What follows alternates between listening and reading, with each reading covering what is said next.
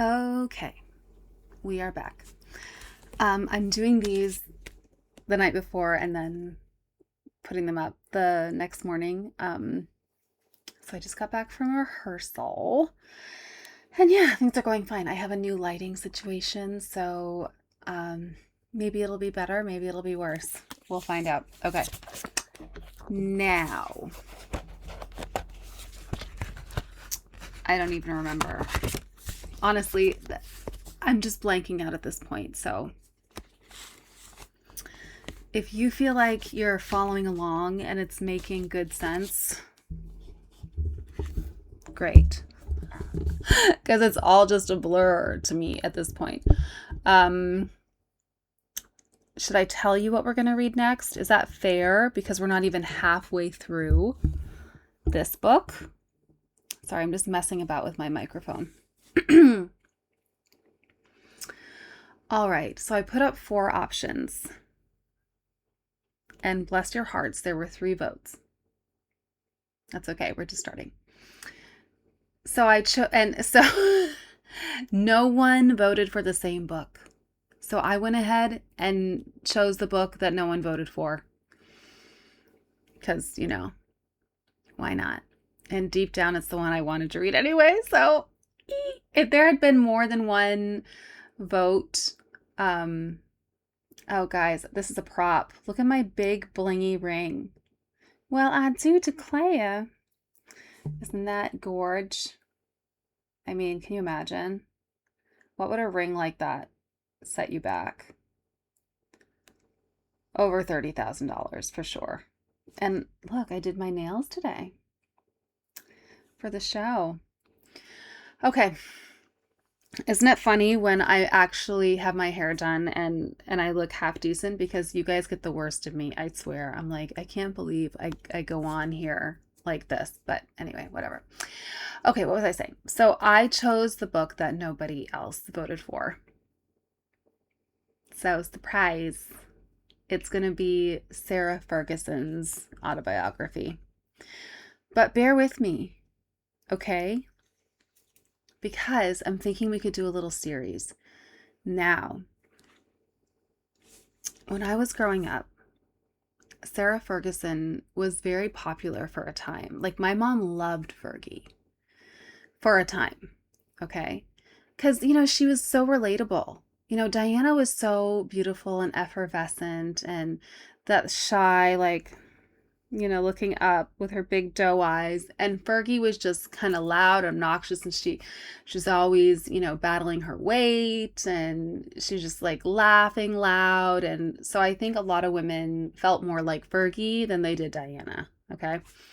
So, but then the public really turned on her because she just seemed to have all of like she was just having massive amounts of affairs, and she was trying to like hawk a lot of goods under the royal crest, which is like a big no-no. And it was just this whole thing.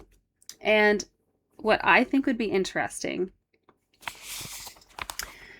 there's a new book out, okay, and it's about both Sarah and Prince Andrew.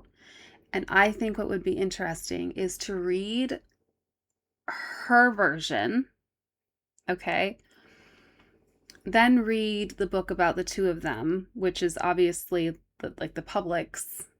Well, not I shouldn't say the public's, but it's like the facts because he has tons of receipts, right? So, and then after that, I think it's going to be dark. So maybe maybe we won't read whole chapters, but Virginia, oh my gosh, what's her last name? I don't know how to pronounce her last name. I'll have to look it up. But the girl who, I think was she British or Australian? I'm not sure. She named Prince Andrew in her lawsuit against Jeffrey Epstein, and she wrote this book. Anyway, she committed suicide, I think. So it was published posthumously. So it just came out like in the past week or two. It just came out. So I was thinking it would be really interesting to like kind of see the whole arc. Like, what does Sarah have to say? What's her version of events? What's kind of like the public consensus? Like when you dig deep and you're not living it, you're just watching it, and other people who are kind of living alongside her and willing to tell the tale. And then find out what Virginia was saying about Prince Andrew. I mean, I'm down, but you let me know. All right. I'm still going to do it. Okay. Here we go.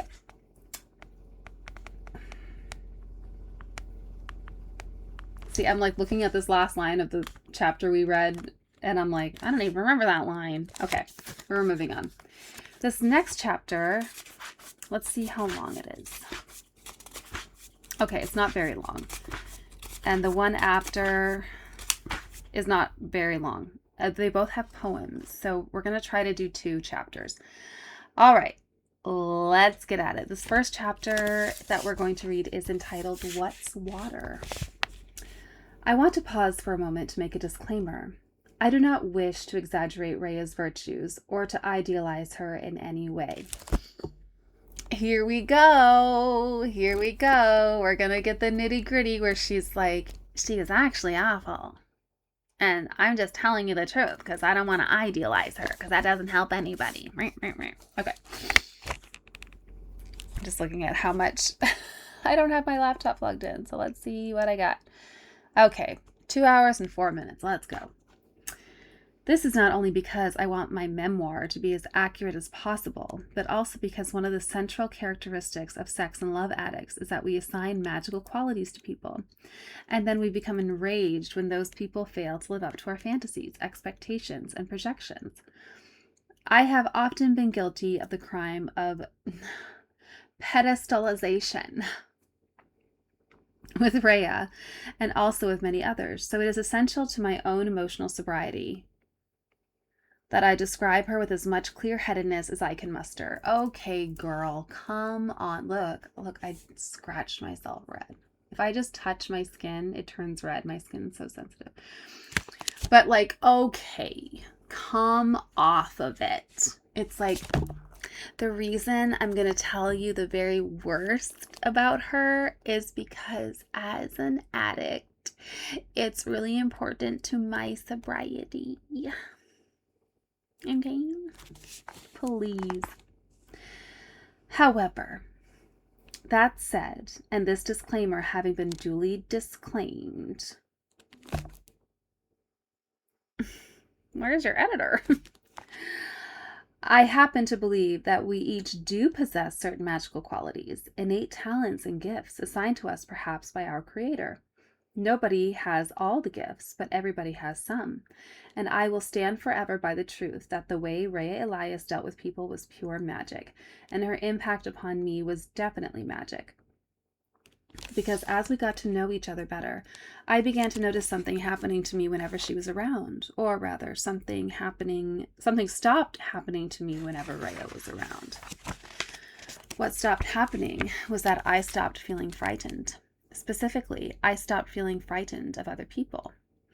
If Rayya was in the room, I stopped feeling like I had to work the room in order to survive. I stopped feeling like I had to cover my ass, or read everyone's minds, or charm everyone into submission, or ceaselessly monitor the micro expressions on everybody's faces in order to make sure that all the humans, the most unpredictable and chaotic species on the planet, were kept calm and happy at all times.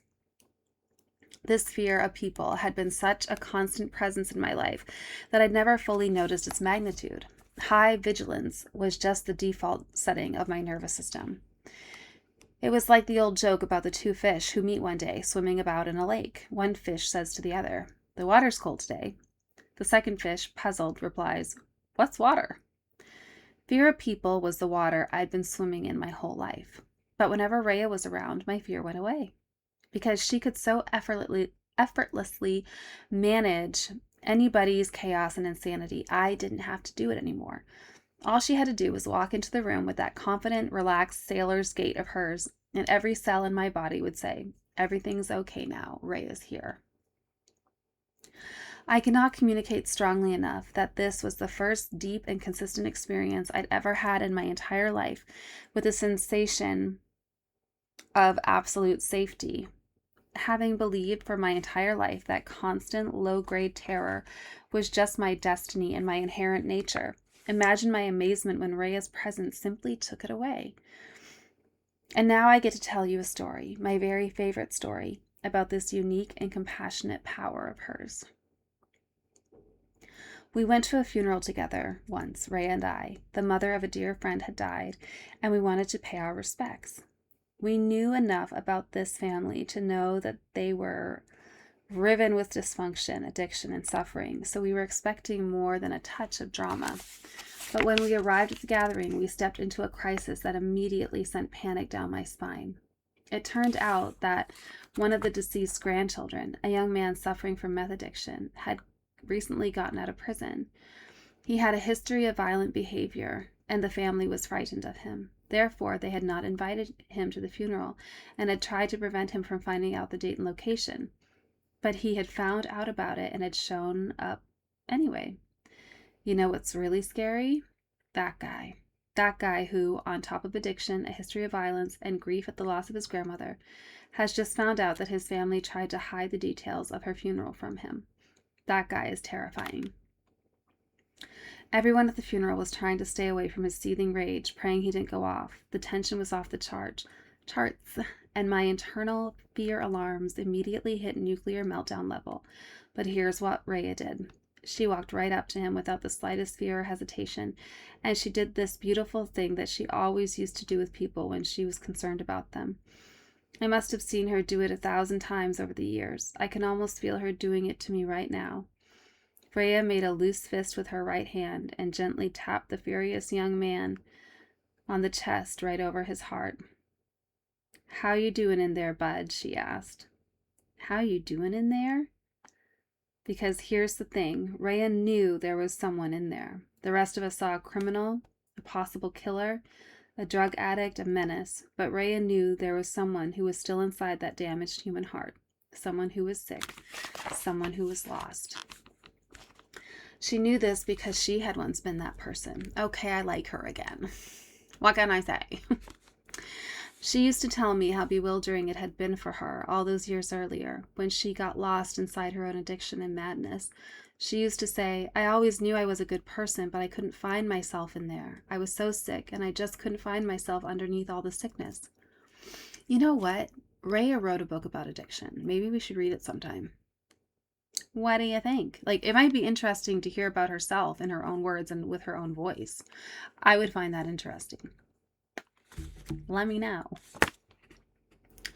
Back then, she would watch herself stealing from people, hustling and lying, even threatening them with violence. And all the while, she knew she was good. She knew this wasn't her true nature. This couldn't possibly be who she was.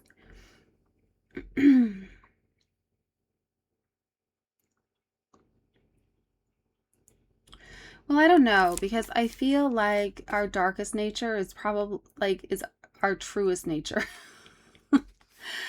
Because I think that is our true nature, because we have to, it's an effort to be good. It's an effort to be kind sometimes. It takes more effort to be good than it takes to be bad. So I think being bad is actually our default setting, because a child doesn't have to be taught how to steal. They don't have to be taught how to hit. They don't have to be taught how to be mean. It just comes naturally. But they do have to be taught how to be kind, how to be courteous, how to think of other people before themselves. So I would argue that everyone's default setting is like nasty. But I mean, there's a lot of philosophical discussions about that, and whether the state of nature is blissful or whether the state of nature is, absolute hell on earth. And, well, I just said what I think. So, anyway. She couldn't possibly be this dirty junkie whom people looked upon with such disgust and fear. Yet her interactions with the world constantly affirmed that she was this dirty junkie, and every single cop and prison guard and psychiatric nurse who was paid by society to deal with people like her drove home the shame even further.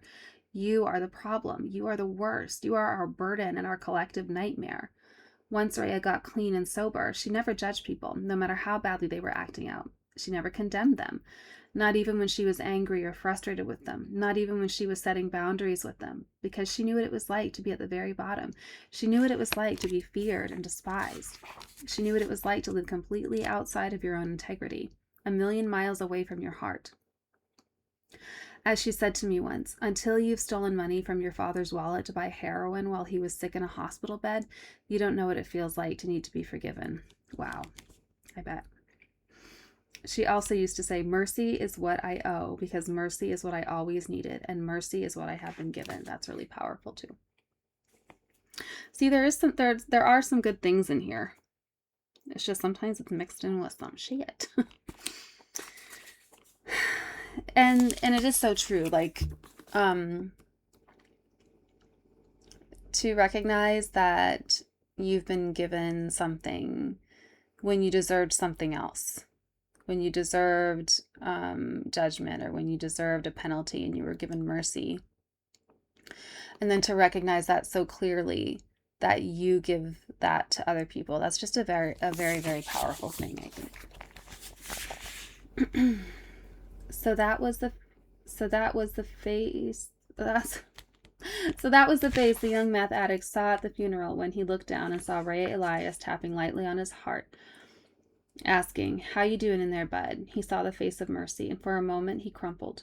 His rage collapsed, and he looked like he was about 6 years old, just an overwhelmed child grieving his grandmother. Grieving perhaps his entire lost life. I thought for an instant he was going to fall into Ray's arms and weep, as I'd seen so many troubled people do. And I wish he had done that, for there was never a more comforting feeling than Rayya Elias taking you in her arms and saying, "I've got you." I wish he could have felt that feeling. But then something prideful or wrathful took hold of him again. All his crazy came back. He muttered an obscenity, pushed her away, and strode off in some random direction, careening off a wall or two in the process. When Rayya returned to me, she was thoughtful. "Are you okay?" I asked, shaken. "Yeah, I'm good," she said. "But listen, babe, I want you to gather up all our valuables and lock them in the car and then bring me the key. Then we need to walk around this place and let everyone know to do the same thing. Don't make a big scene about it. Just tell all the people not to leave their purses or wallets or phones lying around unattended today. Everything goes in their cars. Everything gets locked up. You got it?" So that's what we did, and everyone complied. Well, shouldn't you have a phone around if there's this crazy man running around? Anyway, so that's what we did, and everyone complied, and the day proceeded without further incident. That night at dinner, I thanked Rayya for taking care of everybody at the funeral and for protecting us from the dangerous young man. She looked surprised. Then her face softened. "Oh, honey," she said, and suddenly tears stood in her eyes. "Did you think I was protecting us? No, baby, no. I was protecting him, because here's the reality, babe. We're fine, and we'll always be fine, even if he stole our car. Nobody needs to worry about us, but the odds are that kid doesn't have much longer to live. He's really far gone, and he doesn't have any support system, but there's always a chance he might get clean someday with a miracle. And if he ever cleans up his life, as part of his recovery, he'll have to make amends to every single person he's ever harmed, and I don't want that poor kid, in addition to everything else he'll have to face someday, be forced to deal with the fact that he stole money from people at his grandmother's funeral. I wouldn't want that for anybody, so that's what we were doing today, honey. We were keeping him safe from that and from the worst thing he could do to himself." That was my Rayya, someone who could, at her best, understand and protect the humanity of everyone in the room. Someone who could keep both predators and their potential victims safe. That was the woman I fell in love with, and that is the woman I still love and miss to this day. This was the person I believed I had always needed, and once I saw who she was, I couldn't let her go. All right, and then here is a poem entitled "A Poem for Rayya, 1 Year Gone."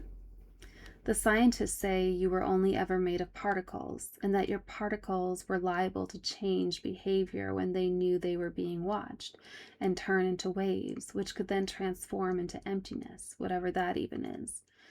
Is this how you managed to disappear, despite the fact that I never took my eyes off you?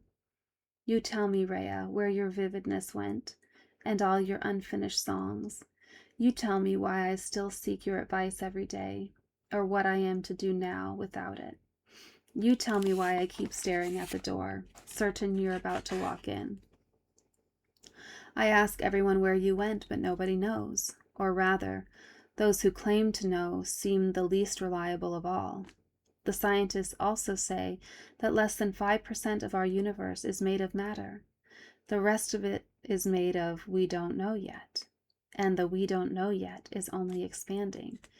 Maybe the gods designed it this way on purpose, so that we, the living, the grieving, would have somewhere vast and elastic to store our sorrows, and our ever-widening love, and all of our beautiful, unanswerable questions. And then there's a little doodle, and it says, don't try, just expand outward. Then there's some scribbles, but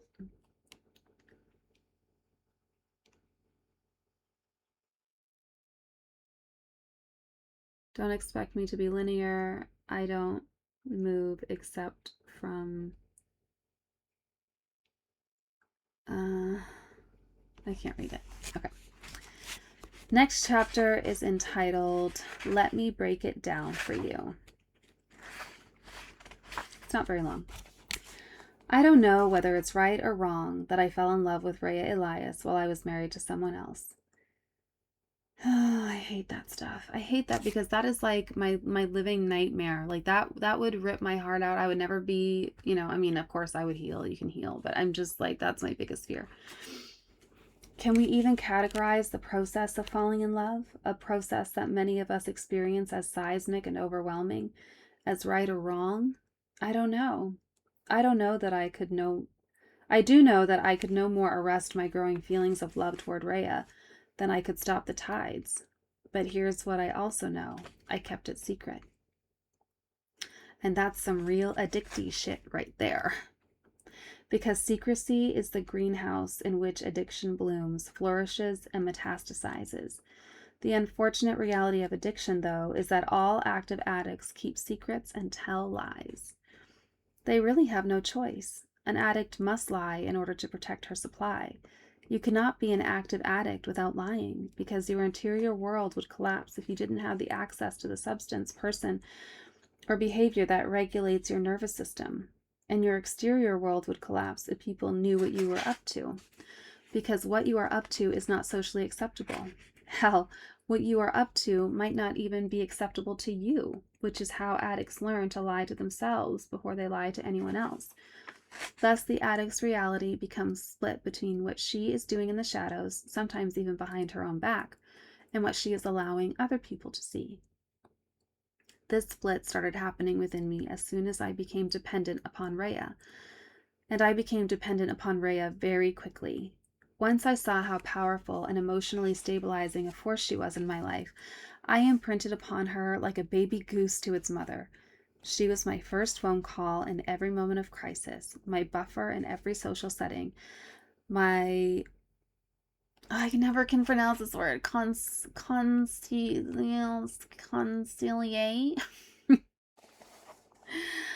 My confidant, my conscience. And because I was enmeshed in so many messy and unboundaried relationships back then, I always had plenty of emergencies to bring to her attention. Our story out there in New Jersey might have started off with me trying to save her life, but now I felt like she was saving mine. And that, my friends, is what you might call the codependency two-step. Let me break it down for you, she used to say when I would come crying to her over some overwhelming personal disaster or another. Babe, I know you come from a softer planet than Earth, and you can be trusting as hell, but the way it works in reality is like this, she used to say, pointing out where someone might be deceiving or manipulating me. Here's what you're going to do now, she used to say, laying out my marching orders, much to my relief. I could never predict exactly what kind of advice she was going to give me, but it always seemed to be just right. When I was judgmental and exasperated, she might recommend that I show mercy and kindness. Once, for example, I came to her in a state of murderous fury with a friend. I had allowed him to stay at my house for 2 weeks while I was traveling, and the only thing I'd asked him to do in return, the only thing, was to make a spare set of my own keys for me when he had the chance. An easy enough assignment, it seemed to me, but my friend had failed to do so. Even after I'd reminded him about it twice, even after I'd given him the address of a locksmith and told him I would reimburse him. When I'd asked the guy why he hadn't done this one easy task for me, he had collapsed in tears about how hard his life was right now and how overwhelmed he was with everything. For some reason, this had woken up my moral outrage, which has always been a light sleeper, to be honest, and I started ranting about it to Rayya. Why the hell couldn't he just make the fucking keys? I asked. How hard is that? He had one job. Why couldn't he just do it? Rayya stopped me in my tracks and turned me to face her. She put a hand on my arm and said with a tone of even amusement, "Honey, he didn't make the keys because he can't. He just can't, babe. Not this week for some reason.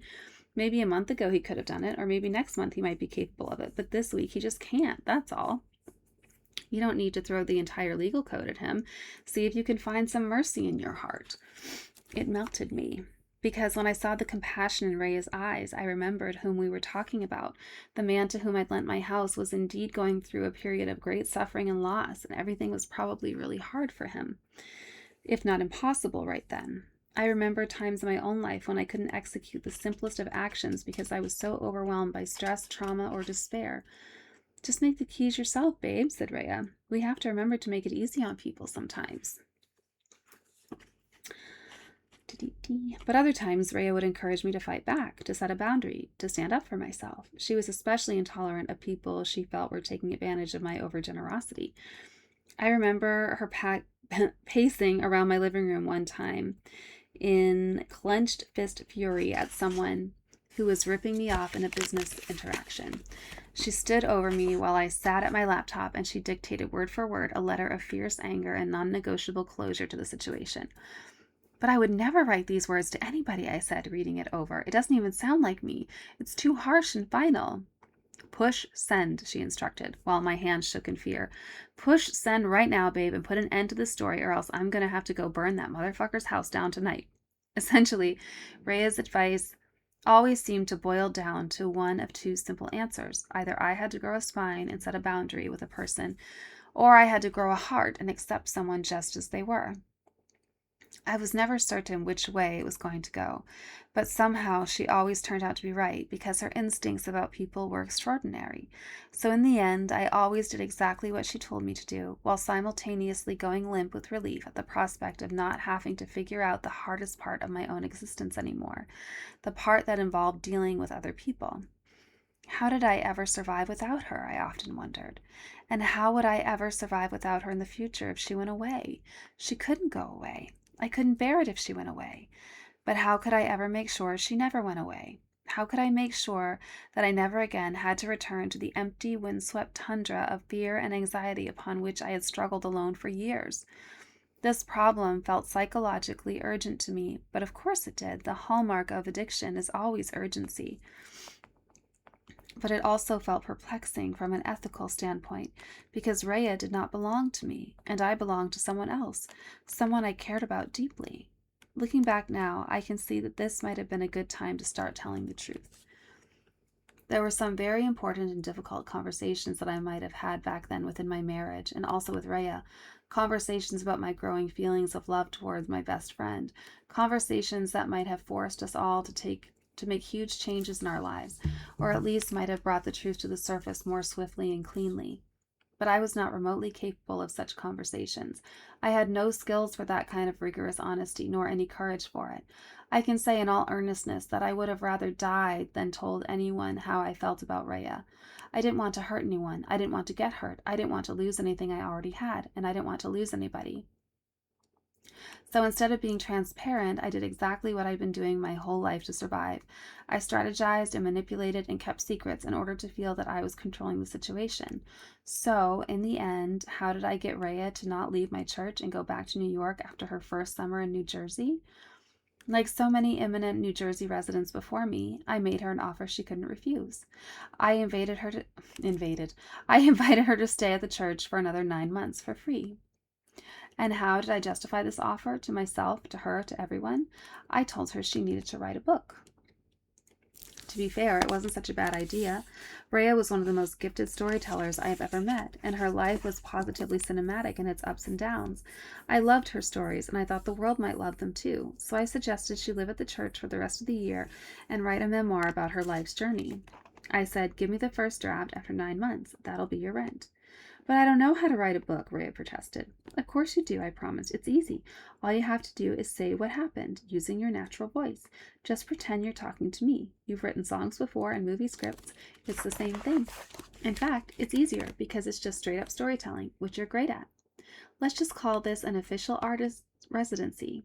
Let's call it a grant. I'll help you with it. And once you're finished with the book, I'll send it to my agent. Remembering those words now, I feel a sense of vertigo, of nausea. I recognize the sensation as shame because I can see very clearly what I was up to back then, and I cannot call it integrity. This was me attempting to manipulate somebody else's life. This was me pulling the strings of someone else's longings in order to get what I believed I needed, which was for her to stay. Rather than speaking honestly about my feelings and needs, I kept my motives hidden behind a gesture of grand generosity. And what choice did she have but to say yes? Wait, let me rethink that. I do not mean to imply that Rhea had no agency in the matter. Of course Rhea had a choice. She was never anybody's victim, and I'm not powerful enough to control anybody's destiny, no matter how hard I try. And we must not rule out the possibility that she might have been playing her own subtle games of manipulation in order to get what she wanted out of me. But let's also remember her circumstances. She was fresh off a divorce. Her finances had taken a hit, and she had been living in a tiny studio apartment that literally faced a brick wall. She was almost 50, and her body was battered from a lifetime of drug addiction, street living, and hepatitis C. It was getting harder for her to stay on her feet all day, cutting hair, and she always felt like she was failing as an artist.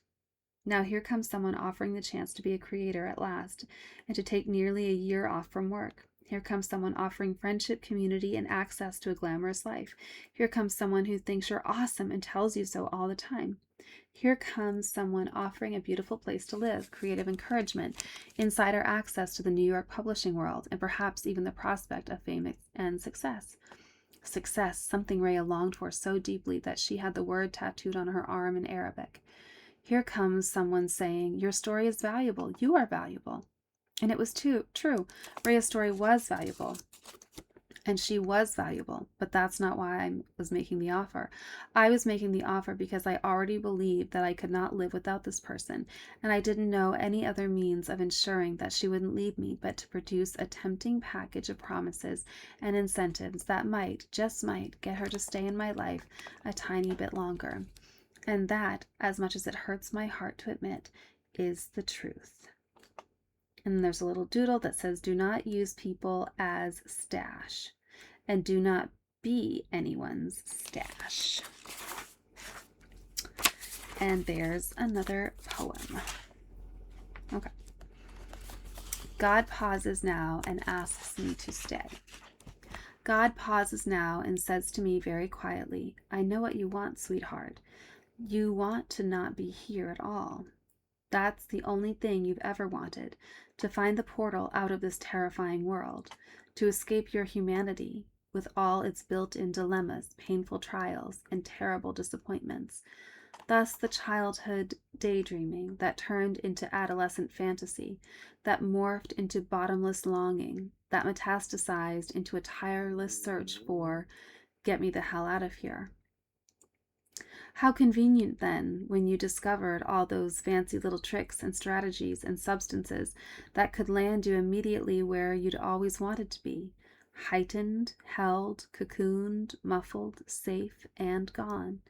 But how dreadful to awaken time and again, after all your efforts and attempts, only to discover that you were still here, and that you still didn't know how to do it. The dilemmas, the trials, disappointments. Angel, my little one, you've been so tireless in your search for escape. Don't you wonder why it hasn't worked yet? Clever girl like you. Don't you think you should have been able to figure out by now how to game the system and put an end to all suffering? Have you ever contemplated why I've never let you leave here for good? I can assure you only of this. I'm not keeping you here as punishment. I am keeping you here because I want you here. Want you here as you, with all that you are and with all that you've done. Made you this way for a reason, placed you into this exact body for a reason, to walk this earth as it is, to learn to accept this life precisely as it comes to you, to stop searching for yet another teacher, yet another soulmate, yet another destination, yet another distraction, yet another achievement, yet another magical sensation that will take you to an even higher plane of vibration from which you will only heartbreakingly have to come down. You, who have always loved novelty, you, who are always searching for the next new thing, tonight I'm asking you to try something really new. I'm asking you to trust me, my darling, my beloved child. I'm asking you to stay. Okay, well, that wasn't so bad. Honestly, those are the easiest 2 chapters I've read so far. And we're this much through. We've only read this much. Does that seem crazy? Like, how many days have we been in this? 6 days? So we've got probably another 2 weeks. Holy smokes, I hope we can bear it. All right. Well, I don't have a lot to comment because, like I said, that wasn't so bad. Let me know your thoughts, how you're feeling about the chapters that we read. Ow, darn, that is a sharp ring. I just scratched my chin. Yeah, let me know what you're thinking about it so far. And yes, I hope you have a fabulous day, and I will see you tomorrow. Bye.